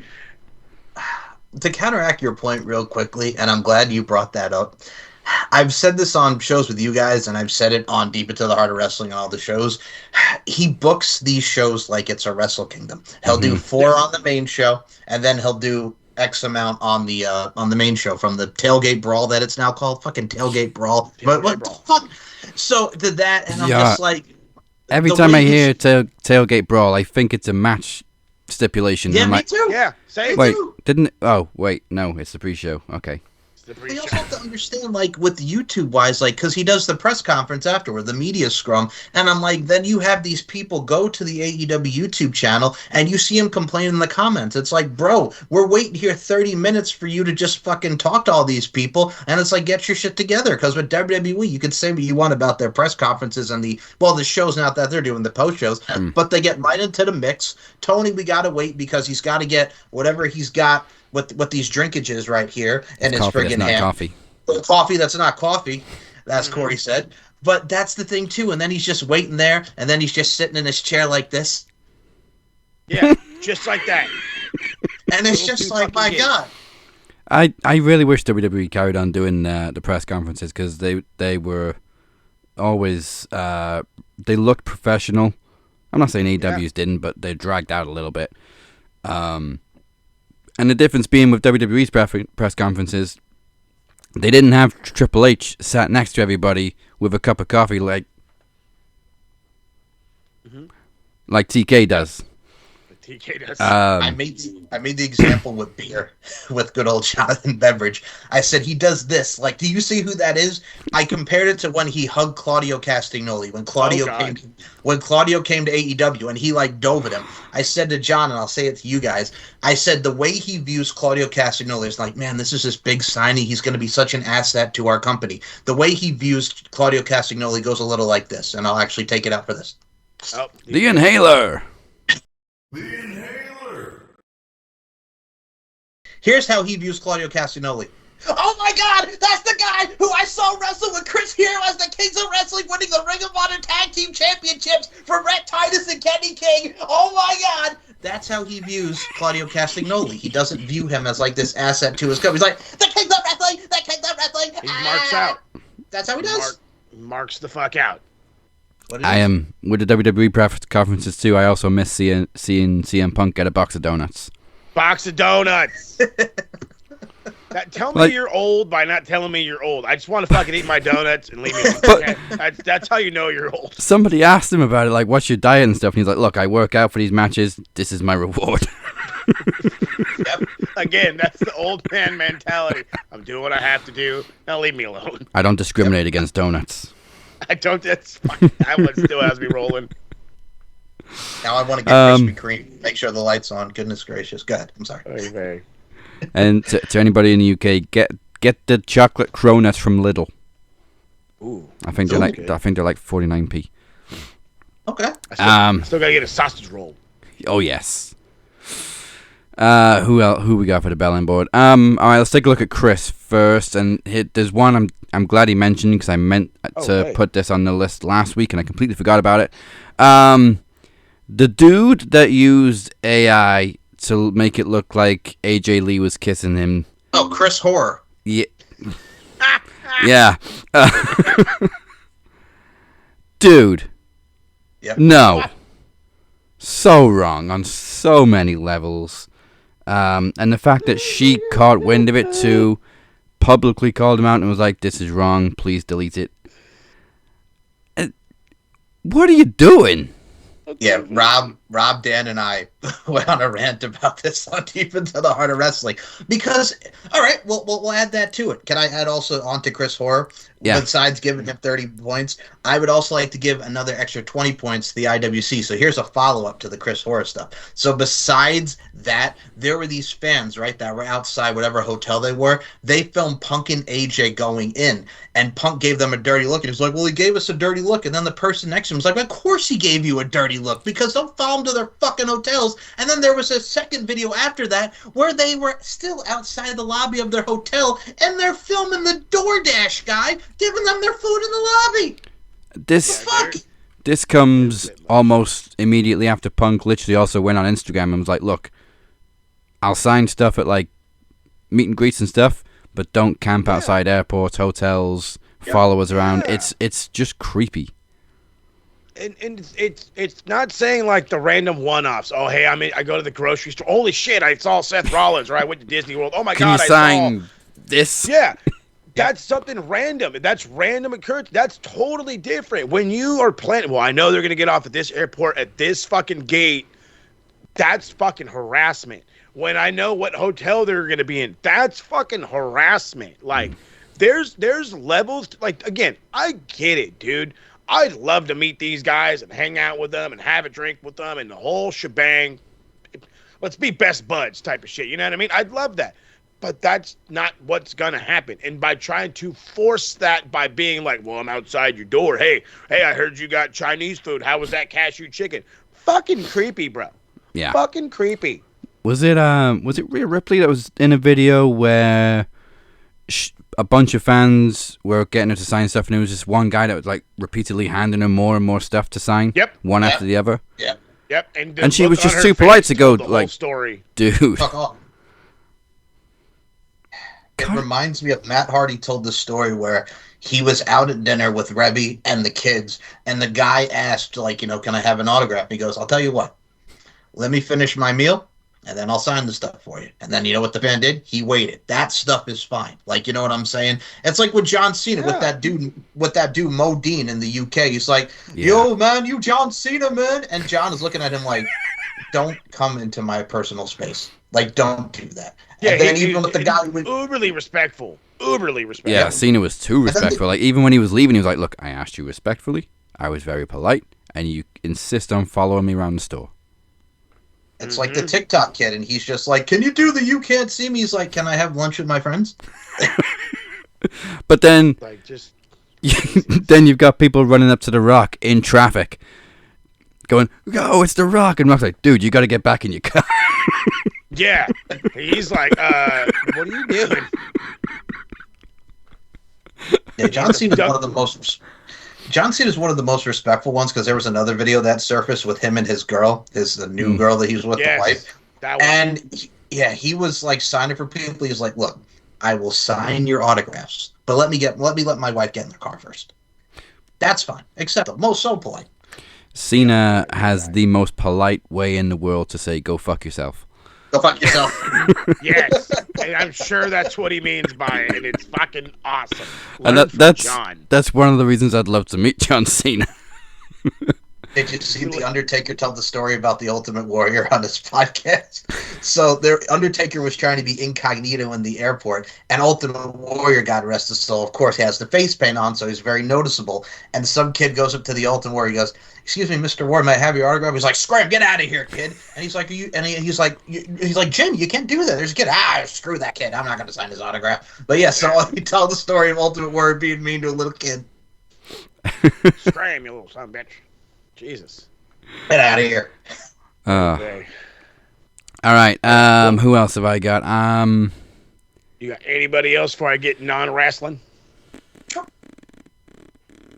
I don't really think anybody's been a bellend this week, really. No. that I can think of. So yeah, go ahead, go for the non-wrestling. All right. So I've done like political before and whatever, but this week I'm going after a massive tech company because I don't understand what the fuck's going on. So I'm got to pull the curtain back, as they say. We're going to go a little behind the scenes, BTS as the kids like to call it. So there's so many TSK videos that haven't dropped, and it's all because of fucking Adobe. Adobe wants money. Adobe's thing doesn't want to work. Shockingly, sounds like somebody else I know.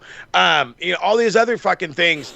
And then I decide I'm going to go a different route, use a different kind of video editor, and I run into now different issues, mainly quality issues. I don't rant about that right now, but my problem is I decided to bite the bullet 2 days ago, and I repaid for my very expensive subscription to Adobe. I try my damnedest to export the simplest TSK videos, and they don't work, all due to encoding issues. I redo everything on my computer, redid all my drivers, reset everything, uninstalled and reinstalled, did all the updates, you fucking name it. Consistently the same exact fucking problem. So tell me why, couldn't help myself, that I have these moments where all I want to do is export a video that's done. But you're like, you didn't pay your $30 this month, so the answer is no. But the second I do, you then tell me I have a problem with the video. I go through, I put no plugins, no additives, I don't even adjust any audio, and you still tell me there's nothing happening. It won't work. So you guys have the fucking problem. You've given me the fucking headache, and now the TSK is behind even more so because of Adobe.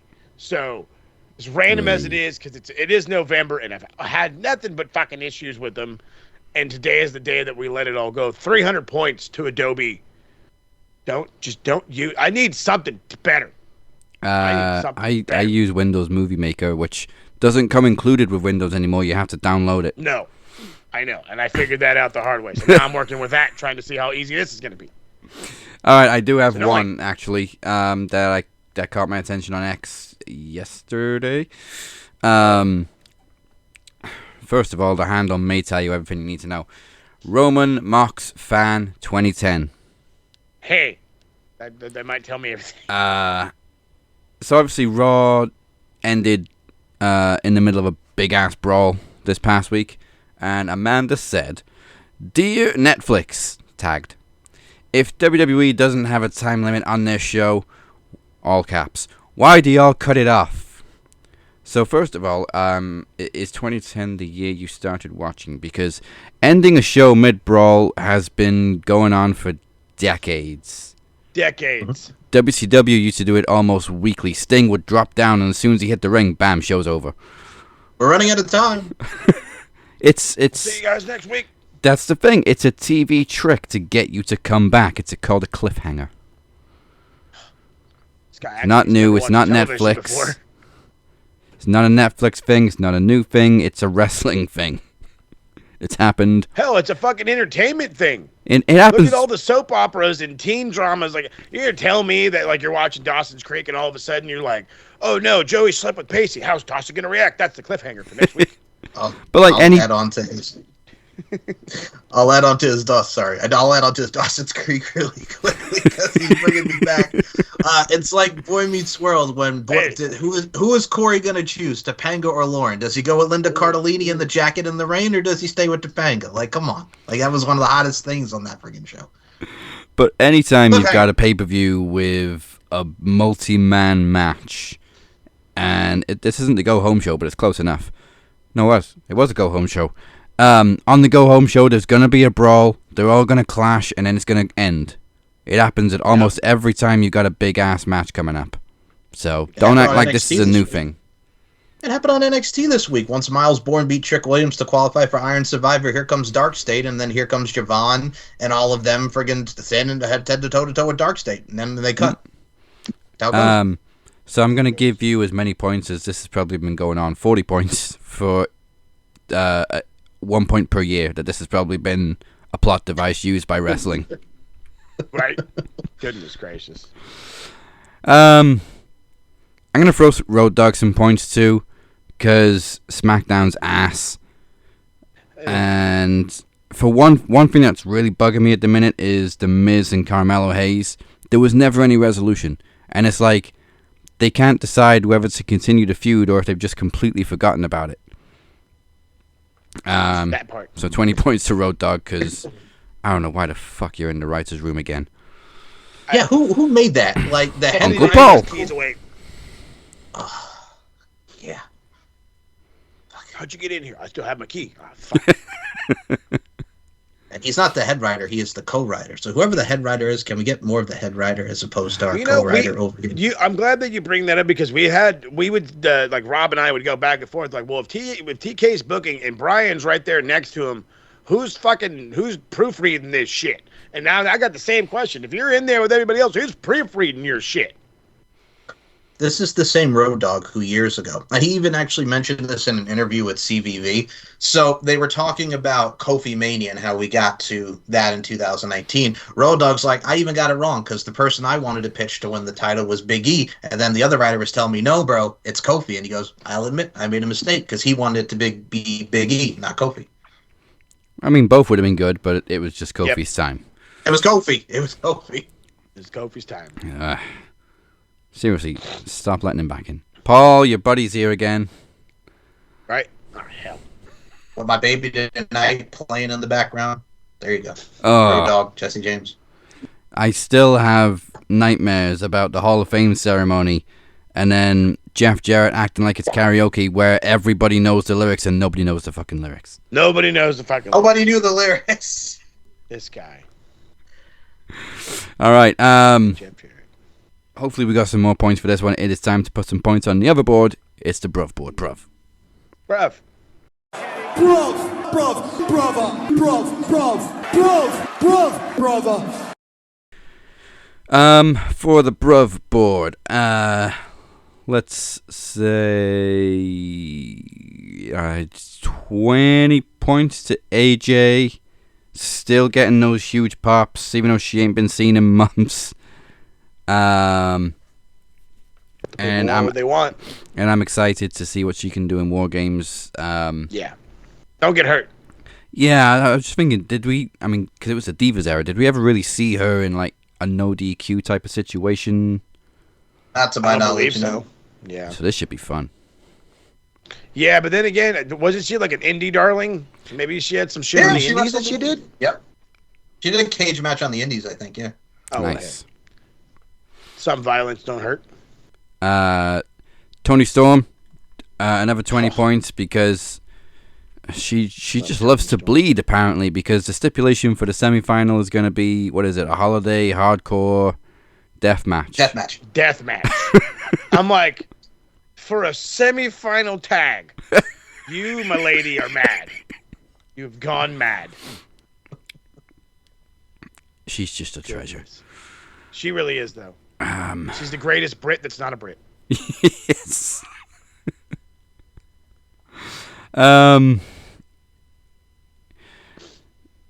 Well, Full Gear's just been, so I'm going to throw 40 points to the Young Bucks, 20 apiece, for getting that babyface pop.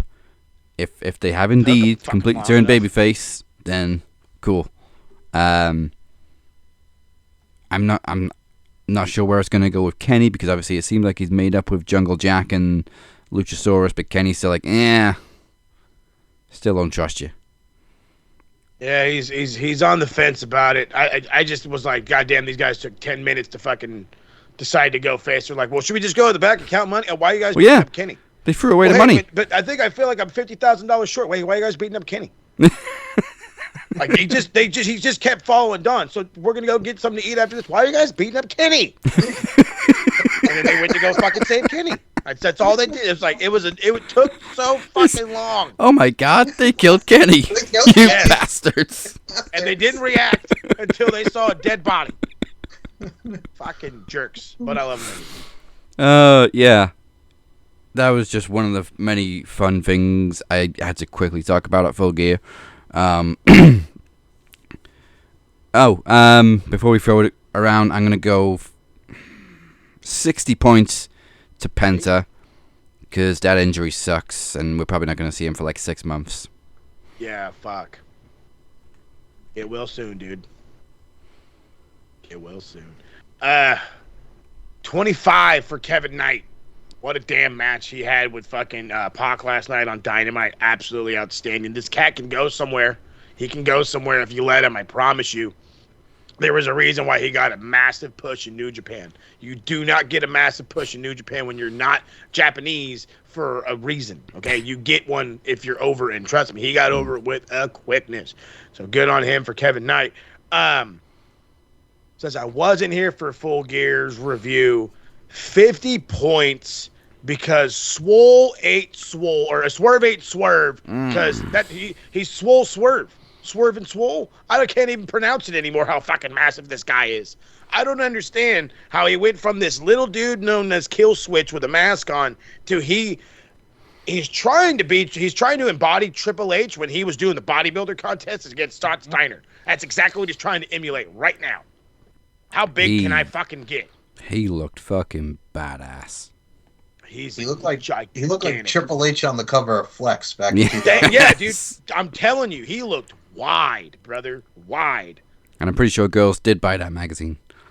Hey. Try, Sean. Wrong one. Yeah, Beers said he's not quite there with Swerve's new theme. I like it. I mean, I'm going to miss his old one. But I like his new theme. It does feel pretty badass. And it doesn't quite match the dance. But no, but give it time. Give it some time. Because even the crowd off the bat were doing the Swerve, whose house, Swerve's house, at a faster tempo, and then fucking goddamn Prince Anna slowed him down because he's used to the old way. It's like, no, they were going with the music. You fucked it up. You got to dance quicker now. Exactly. Quicker or a new dance. Come up with something. I'm with Beer. Don't get me wrong. I've got a soft spot for that music because we've already grown to love it, and then you're going to turn around and flip it on us. But there's nothing wrong with this new one. I kind of already really like this new one. So let it grow on you.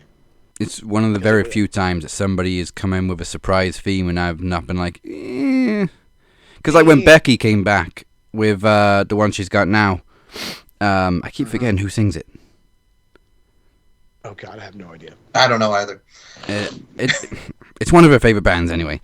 When she first started using it, I was like, but it's not the whoa. And that's iconic. But it's grown on me. But whereas Swerve came in with this new song, I'm like, oh yeah, that's awesome. Celtic? No, that's wrong. I don't know. You're trying to look it up. Yeah, no, Celtic Invasion was their old one. It's their old one. The New Lows? Yes. Featuring the Wonder Years. The Wonder Years, that's it. There we go. Check them out. Yeah, it is a good song. It just took a little while to get used to. Mike, who you got for the Bruv board?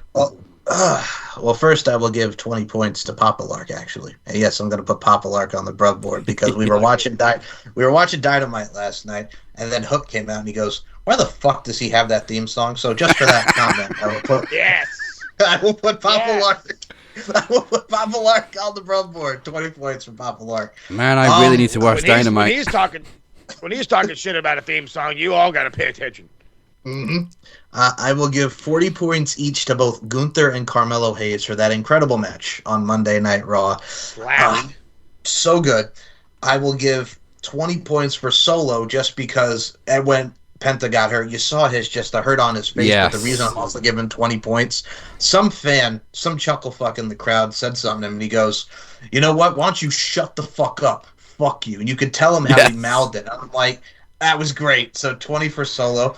I will give 30 for the greatest of all time, John Cena, because he was on NXT picking the people for their Iron Survivor match. And, of course, he picked Joe Hendry, and then John Cena goes, "And I believe in Joe Hendry." So he did the thing.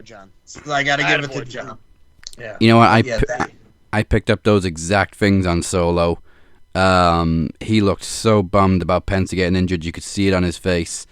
And, yeah, I literally said the same thing when he was standing there with the guy in the front row. You see what he just said?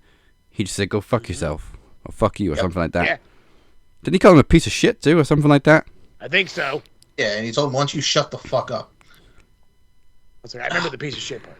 Yeah, I got to give 50 points to Jim Cornette. Yeah, I know. I'm giving 50. Wow. I'll tell you why. So this is also non-wrestling related. he gave a epic rant on our esteemed president of the United States, and I use that term loosely. He was talking about, well, these motherfuckers, he's going at these goddamn reporters, called him piggy, and what the fuck they ought to disrespect, and these motherfuckers, why don't they just turn around and tell them, why don't you go fuck yourself? So he was doing this epic rant about how the reporter should just tell Trump to go fuck yourself, fuck you, with anything that he says to him. So I will give 50 for Cornette and his epic rant on Donald J. Trump. All right, he's redeemed himself a little bit. Yeah, he has his moments. Yep. So I will give 50 to James E. Cornette for that epic rant on Donald Trump. All right. Can't really think of anybody else. Trying to think. I think we gave points to Javon last week for his match with Gunther. Did we? But yeah. He's got to be on the main roster soon because everybody's talking about him. Hurry up. Hurry up. I'm telling you, this kid's got something with him, dude. There's something with this kid. You put him on the main now, and he's a fire starter. Their eyes will travel to him quickly. People will get behind him fast. Take the fucking chance. He's got it. And I've only seen the kid 3 times. He's really got it.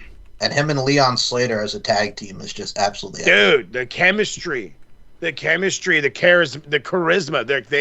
they work well too. Hey, the main roster needs some fucking tag team help. Why not? Mm-hmm. Why not? Mm-hmm. Surprisingly, I'm going to give 25 to Brock Lesnar. Because yes, he fell on his ass, but he was such a great sport about it. He immediately got up and laughed his ass off at himself. And then threw his hat on Braun Breaker. He was just having the time of his life. Oh, I got 30 each, as I'm thinking, as you mentioned Brock. But yeah, you could put me for 20 for Brock as well. Same reason.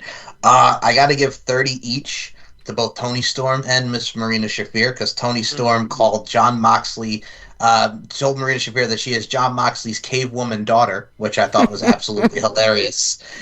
That whole promo in itself. And then Marina Shafir just barking and trying to get at her, just yelling at you, fuck you, fuck you, fuck you to Tony Storm as she's walking away. So equal points for Tony Storm and Marina Shafir. Marina Shafir is really improving. Mm-hmm. It's helping. It's helping. It's changed. The change is coming, and we can thank Tony Storm for it. Yes.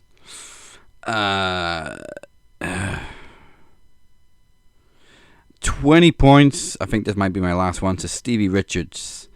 I saw a reel, I think it was yesterday or the day before, where he was like, basically, Dominic Mysterio is the best heel in wrestling today. Yes, you can say somebody like Brock Lesnar who's going to go out there and beat everybody up, but people either love to hate Dominic Mysterio or they really believe in it and they genuinely hate him because of how good he is. And I can't agree more. Dom is killing it right now. Hitting on all cylinders, as we say. Mm-hmm. Stevie Richards is hit and miss too. He pissed a lot of people off by saying Logan Paul is better than anyone on the AEW roster. Oh yeah, that still is fucking chapping some ass. But same points there. Like a lot of people do genuinely hate Logan Paul, but a lot of people kind of respect what he can do in wrestling because he's such a natural, but he's also a very natural heel, and he's very good at being a heel because he's such a prick. Mm-hmm. All right, I think that wraps it up. So, Thank you for joining us. We appreciate you all. Before we close this up, let's find out what's in store for the TSK with Click Talk.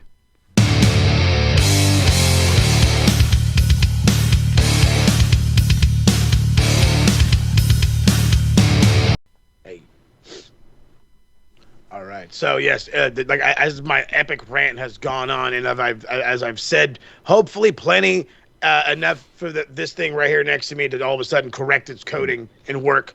I don't know. Maybe my degree isn't for nothing. Maybe it works after. We'll find out after all this is done, because you'll find out, because you'll see about 4 or 5 new episodes from the TSK dropping, because that's how many I've got in the bag. I want to say there's 2 with Mike, there's 1 with Nicholas. So it's like we're sitting on gold, ladies and gentlemen, sitting on gold. But don't you trip. They're coming your way along with more. The boys have already talked about doing the Survivor Series review. Could be a smorgasbord filled with people. Looks like Mike wants to get back. We could have the whole TSK with Harold coming back. I'm sure Beer might want to jump on. Who knows who else could want to jump on? Maybe Paul. Maybe, I don't know. The numbers could be massive for this one, because it is a big show. The more, the merrier, as they say. So take a look out for that one. And again, as long as Adobe doesn't hinder us, that should drop this weekend. If not, it'll be there for your Monday listening pleasure. The footy, the same boat. I've had... there is a 7-minute rant that Beer is dying to listen to about how my team got destroyed by Arsenal 4-1 in an absolute pathetic performance. You call yourselves footballers. I can rant about it right now. I can't. I don't want to waste too much time. That one's supposed to be coming out. So it's a review from that one. I have a review from the PSG Champions League game where they showed fight but fell off 5-3. Still, best team in the world. There's some positive in it. And then to talk about the local footy team, Western Conference Final, Saturday against Vancouver, a team we've had issues with. We beat them, and it's either New York comes to San Diego or we go to Miami and play the great Messi.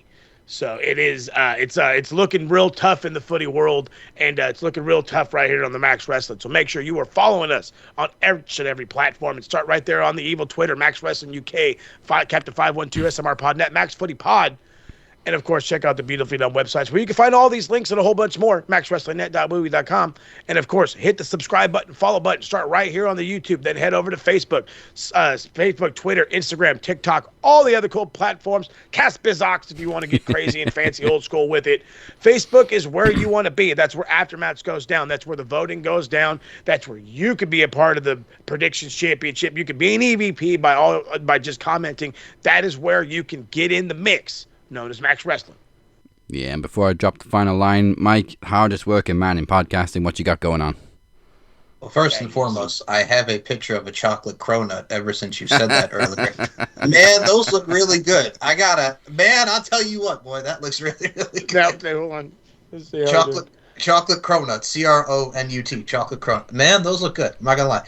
So, anyway, I was saying this to Daz before Mo got on the air, man. My anniversary at Promo Series, who would have thought that back in 2016, my first ever one, myself and Evan McCabe, who was over as fuck, did a funny and awesome trivia challenge, and I became #1 contender there. And then a mere, Jesus Louise, 8-9 years later, Steve and I are the tag team champions. I'm actually wearing a shirt I wear in the one back in 2020 against Brittany Savage. So, I had a lot of great fun at Promo Series. That's an Easter egg, ladies and gentlemen.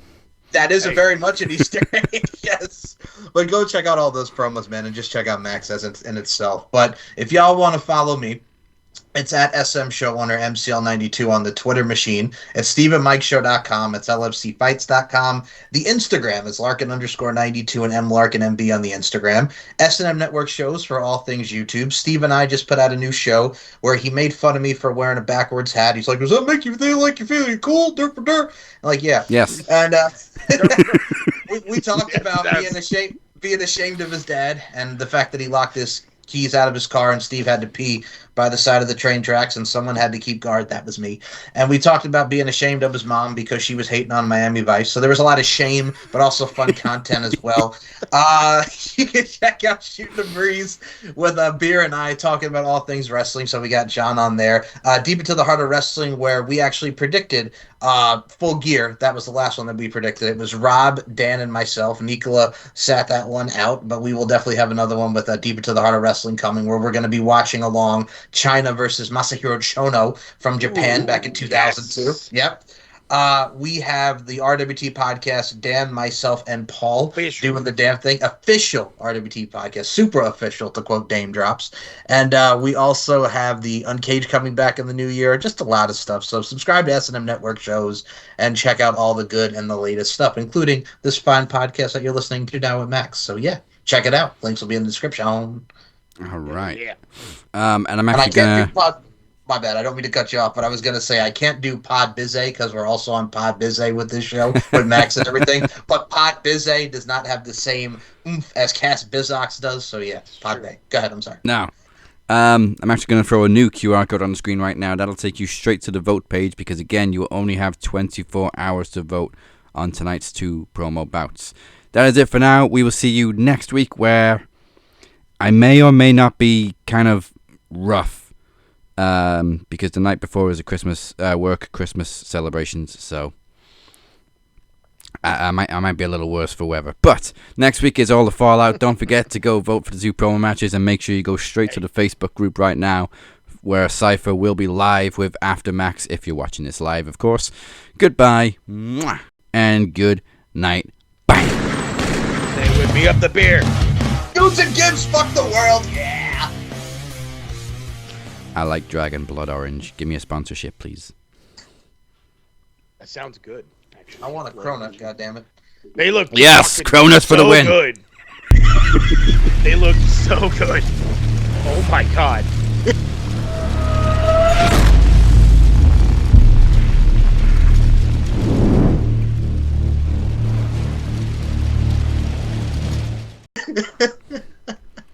I was like, where do I get one of these? I need one now. Oh boy, that looks really good. I'm not gonna lie. Oh, there's a chocolate glazed cronut. Looks like the Boston cream here in this. Oh, this is great. Oh yeah. Little has a fresh bakery. Most people just go there to raid the well, I go there to raid the bakery. $2? I'll pay $2. Did I get the price right for the cronuts? You tell me how much they are? No, doesn't say online. I'm pretty sure they're less than £1. Well, if